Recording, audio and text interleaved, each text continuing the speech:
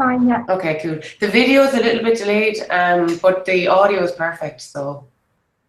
Okay, yeah. Okay, so welcome, and thank you for taking the time. Oh, no problem at all. Thanks for having me. So maybe we can start just one general question, maybe. So obviously we're going to talk about nutrition in general, but maybe more specifically for women in their 30s and maybe beyond in their 40s as well. Is there anything specific or anything important in the area of nutrition for women at that age that we need to look out for? Is there anything we need to be aware of, you know, that our nutritional needs change as we get older? Anything in particular? The most important thing, can you hear me? I can hear you perfectly, yeah. Yeah, yeah. The most important thing is essential oils, so like omega-3, 6, and 9. Okay. They're really important because we all have a layer of essential fatty acids outside each cell of our body. So if we don't take them in a daily basis, it has a huge impact on how every cell responds. Especially as you get older, you need to have more essential fatty acids because it keeps your skin plump and firmer. So it's really important that they come into the diet. So you get those, you can take them in an oil form, of course, flax oil or more EPA or Eskimo oil or any of those. But Brazil nuts, seeds, oily fish are really good sources of omegas, and they're absolutely essential in the diet. Your body doesn't make them, so you have to take them in the diet. And is it better to take them in a supplement form, like you said, as an oil base, or through food, or does it actually matter when it comes to oils? It's better to get it in through the diet, but some people don't eat a lot of fish, and then with nut allergies, an awful lot of people won't have nuts in their diet, or sometimes people are afraid to have too many nuts because of the fat content of them. And then seeds wouldn't be something that everybody would have in their diet on a daily basis. So if you're not getting the nuts, the seeds, the fish, especially oily fish, in the diet, then it needs to come in the form of a supplement. Because if you don't have enough of the oils, it does have a huge impact on your hormone level as well. Like evening primrose oil, that has been known to reduce PMT and PMS symptoms. Essential fatty acids, they're really important for balancing hormones. So I suppose to answer that question, if you're not getting the nuts, the seeds, the oily fish in the diet, then it needs to be taken in a supplement form. Okay, so if you're not getting them in your diet, then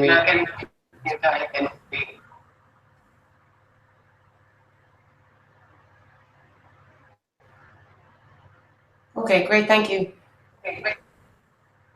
And maybe going on from that as well, are there certain foods that we should be looking to consume more of? So when you say obviously foods then that are rich in oils and essential oils, are there any other foods that are rich in certain nutrients that we should be looking to consume as well? Anything for maybe joints or stuff like that? For which? For, yeah, you know, for joints and stuff like that. I know as you get older, maybe you get more, your joints get stiffer, or like you said, your skin might suffer a little bit more. It might need more attention. And So we say, for example, especially with women that exercise and with our busy lifestyles as well that we have, trying to like manage work and exercise and everything, diet might fall down in some parts. And for the most part, what I see and what research has presented recently is that 30% of Irish women are deficient in magnesium. So magnesium is so important because it has a huge impact on bone health as well. If you don't have enough magnesium, you won't absorb calcium. So long term, as we go into our 40s and our 50s, it's really important that you have enough of those two vitamin or minerals in your diet because it will have a huge impact on bone density. But magnesium is really important as well for nerve function. So it's really important for stress management. And it's really important for your heart because it regulates your heartbeat. So really important when you're exercising. And it's also important for muscle contraction. So you know that you're deficient if you fall asleep and you wake up frequently through the night, or if you have an inability to fall asleep, or if you have facial tics, or sometimes if you have a little spasming of the muscle just at the edge of your eye, where it will just flicker, that can be a symptom of magnesium deficiency. So if you don't get enough of green leafy veg, nuts, seeds, in the diet, then there won't be an issue with magnesium. Now, an awful lot of the time, the fruit and veg nowadays don't have enough magnesium because of the crop rotation. There's so much crop rotation that there isn't enough magnesium in the soil to begin with. So if you exercise a lot, or if you notice any of the symptoms of, okay, so we were talking earlier, Carrie asked me about any particular supplements that women in their 30s or over need, and I was just mentioning how research has recently released that magnesium is one of the most nutrients that women are deficient in. So it's really important that we get a good supply of magnesium into the diet through nuts, seeds, nuts, seeds, veg, especially green veg, is the highest content of magnesium. It's really important for the uptake of calcium in your body, and it's really important for nerve function, so really important for coping with stress. If you have a magnesium deficiency, sometimes you notice that you fall asleep okay, but you wake up quite a bit, or you might have an inability to actually go to sleep. You may also have facial tics or an eye tic, the little nerve at the end of the eye, and it kind of twitches. And that's a sure sign deficiency, or sign that you have magnesium deficiency. Or if you have aches and pains all over the body, kind of like what people are newly being diagnosed with as fibromyalgia. So it's really important that you get a good supply of magnesium into the diet. I prefer people to take things in through food rather than taking supplementation. But if you have any of those symptoms, then you probably would need to take it in a supplement form. It's best to take it in powder form because there's no binders or fillers, so your body will absorb it quicker. The MAG 365 is the one that I would advise patients to take because I just find that it works the quickest and it's the best. Especially if you exercise a lot, you're going to use more magnesium. So you need to be making sure that you're getting the magnesium back in the diet. Chia seeds, almonds, green veg are really high in magnesium. So it's important to make sure that you've got those in the diet on a daily basis. So that's the magnesium. I hope that kind of answers that question, Carrie.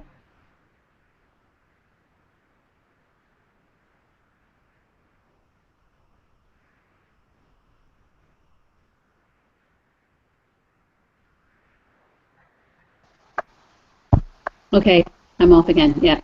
So no, the stuff you're saying about magnesium is really interesting because I had read the bit about, you know, a lot of exercise can deplete the stores of it. What you said that there was a particular one you recommended for clients. What was it? Okay, so Catherine, the one is MAG 365, and you get it in the health food shop. And it is a powder. So you would take a teaspoon first thing in the morning, and then increase it gradually. Now, it can give you looser stools, so that's why I always advise everybody who's taking it to start off taking a teaspoon. While your body might need the 2 teaspoons, you need to do it quite gradually so that the bowel will get used to it, because the bowel is one of the biggest muscles in the body, so sometimes it can relax the bowel muscle too much and it can bring on looser stools or sometimes diarrhea. So start off with 1 teaspoon in a little bit of water, just drink it back first thing in the morning, and then after about 10 days increase it to another teaspoon and take that before bed, so that it will work uninterrupted at night, without any interruption from food, so that you'll absorb well. So you're taking it when the digestive system is empty, last thing at night and first thing in the morning.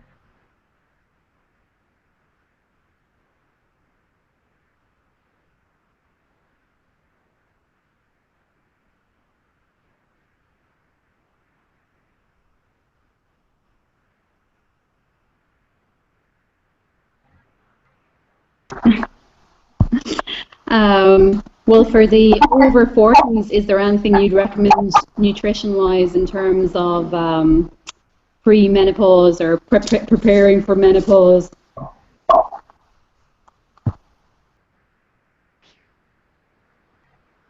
Okay, so premenopausal, it's really important to look after the liver because the liver is responsible for hormones. You could take evening primrose oil, which has been proven to really help with hormone symptoms, any kind of PMT or PMS. So that's evening primrose oil, and you just take it like in capsule form. That will make up for your essential fatty acids, which is really important as well. Looking after your liver is essential pre-menopausal because it's your liver that manufactures all of the hormones, and as well when you go through the menopause there's too many hormones floating around in the body and the liver tends to get overheated and hence the body gets hot because your liver is like your radiator. So that's why an awful lot of women would suffer with hot flushes or night sweats because the liver has been overburdened with all of the hormones that it has to now deal with. So helping out the liver is really important. You could take milk thistle on and off throughout like the next 6 months, taking it for 1 or 2 months and then giving it a break and then taking it for 1 or 2 months again. Milk thistle is something that you can't take on a long-term basis, but it's really recommended for liver function.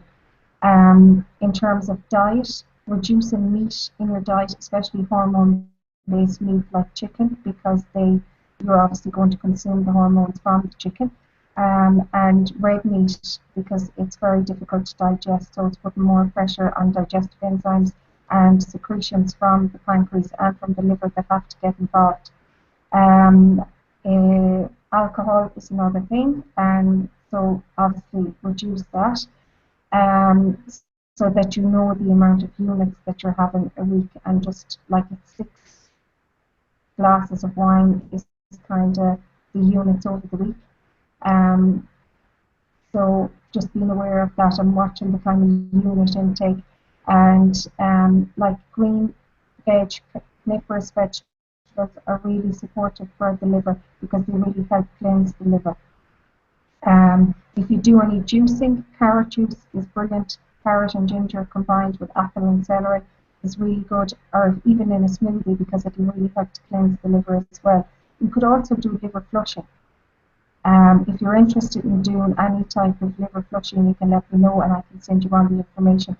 But when you want to do a liver flush, you have to make sure that the bowel is really functioning really, really well, because the liver is trying to detox and send all the hormones to the bowel.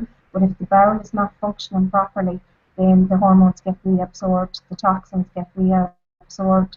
So the liver and the bowel kind of work hand in hand with each other. So you're always watching out for the two of them. So you could start with the evening primrose oil and then start taking a little bit of the milk thistle for a month or two and then take a break, and then really watching the intake of chicken, red meat, alcohol, because they have really profound effects on the liver.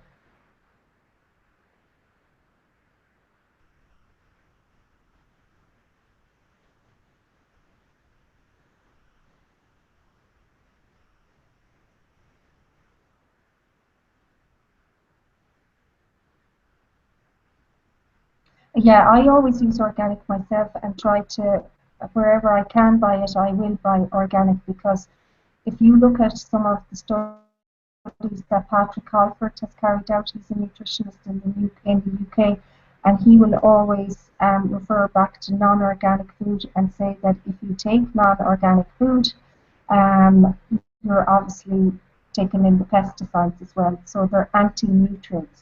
So they're killing off the nutrient base of the food. So it really becomes like it's non-effective to be eating non-organic food because of all of the pesticides and everything that's on them. But like where I can't buy organic food, I would always wash my fruit and my veg in apple cider vinegar or in bread soda, because that has been proven scientifically to remove a lot of the residue of the fruit and veg from like using pesticides and stuff like that. So I would literally put a dessert spoon of bread soda or apple cider vinegar into the sink with the veg, especially if it's non-organic and I'm going to juice it, because obviously you want to be squeezing out all of the juice out of the fruit and vegetables. So it's really important that you're getting like non-pesticide juice into that glass. So I would wash them with the bread soda or with the apple cider vinegar.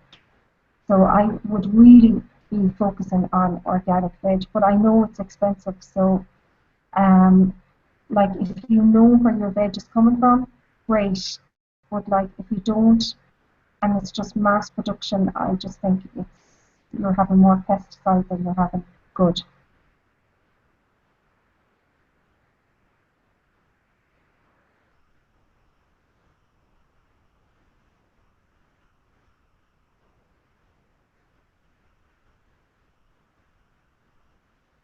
Say that again, sorry.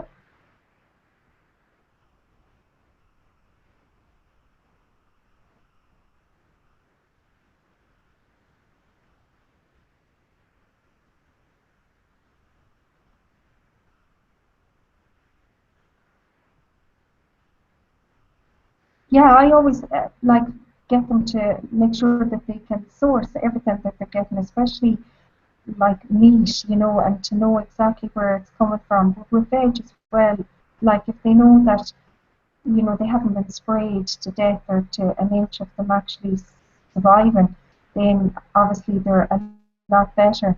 But there is lots of different companies, and like Aldi and Lidl do organic fruit and veg now, and it's not overpriced either. Like they do organic lemons now and oranges, and more than the non-organic.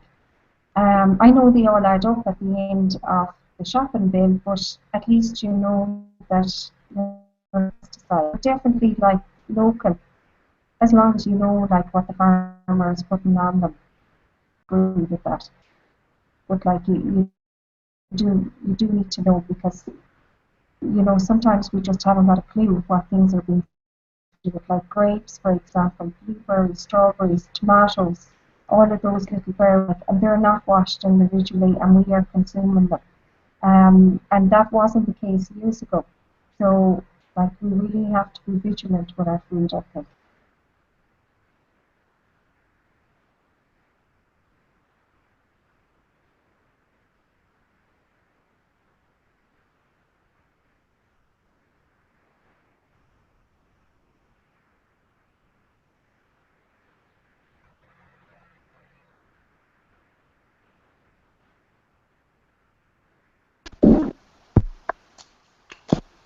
Yes, I'm having real problems finding the mic. No, I don't actually have any other questions, but it's really, really interesting. Have you any? Okay, I'll struggle to find the mic again.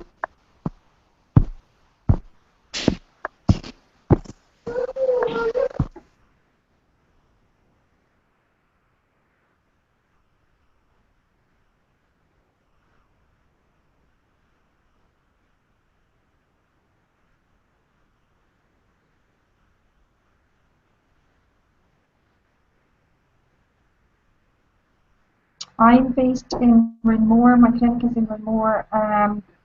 So I'm here from Tuesday to Friday, 9 to about half 5. Tuesday to Thursday, sorry. And then Friday I do a late clinic, so I'm here till about 8 o'clock on a Friday evening. And they'll find my Facebook page online, which is the Raw Food Coach. And I'm also based in Castlebar. I go there once a month, in Castlebar, but mainly in Galway, from Monday to Friday in Castlebar, once a month.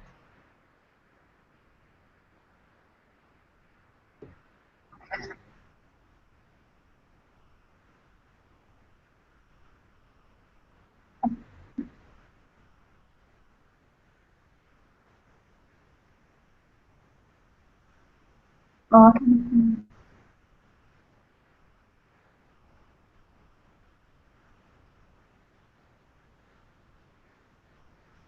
yeah, yeah. Oh, you're welcome. Sorry about all the mishaps.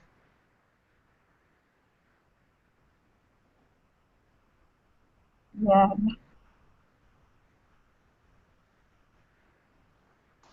Struggling Okay, to find. guys.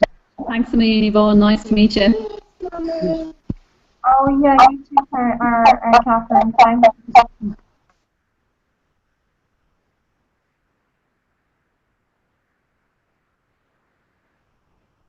Yeah, you too. Thanks, Carrie. Speak to you soon. Bye.